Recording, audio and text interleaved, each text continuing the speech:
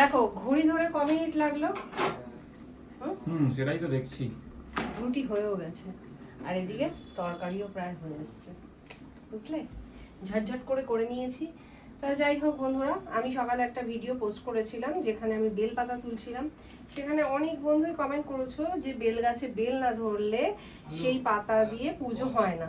আর সত্যি কথা বলতে গেলে এই ব্যাপারটা আমি জানি। যেরকম বেল পাতা, যে গাছে বেল না হয় সেই গাছে যেমন বেল পাতা পুজোয় লাগে না, সেরকম আমের পল্লবও কিন্তু তাই। মানে যে গাছে আম না হয় সেই গাছের আমের পল্লবও কিন্তু পুজোয় লাগে না। আর এই গাছটা বহু পুরনো, একবার নয় একাধিকবার মানে ফল হয়েছে। আর এই গাছের ফল মানে কি বলবো, খুবই মিষ্টি, খুবই মানে এত মিষ্টি যেটা বলার অপেক্ষা রাখে না। কিন্তু দুঃখের বিষয় এইবার একটা বেলও আমরা খেতে পারিনি। বেশ অনেক বেল হয়েছিল, ওই সময়টা আমরা বোধহয় বাড়িতে ছিলাম না বা কিছু এরকম কিছু হবে, তা সেই কারণে বেল একটাও পাইনি, একটাও খেতে পারিনি। রাস্তার দিকে বেশি ডালেই বেল ছিল, সবাই পেরে নিয়ে গেছে, পড়ে গেছে, এইরকম ব্যাপারটা। তা যাই হোক, তোমরা অনেক ছোট ছোট জিনিস আমাকে জানাও, আমিও জানতে পারি তোমাদের মাধ্যমে।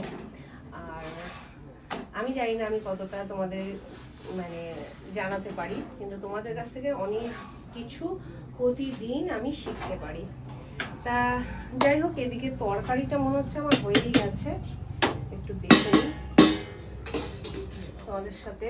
হ্যাঁ, তরকারিটা সাদা তরকারি, সাদা না, হলদু তরকারি, হলদু একটু টমেটো দিয়ে অল্প একটু হলুদ দিয়ে তরকারিটা করেছি, তেল কম দিয়ে একদম, মানে তেল কিন্তু একদমই বেশি দিইনি। আর ঢাকা দিয়ে রেখেছিলাম, আলুগুলো সুন্দর নরম হয়ে গেছে। একটু নুন আর মিষ্টি দিয়ে তরকারিটা নামিয়ে নেবো।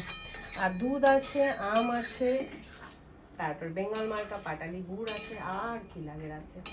তা চলো আবার পরের ভিডিও নিয়ে আসছি। টাটা।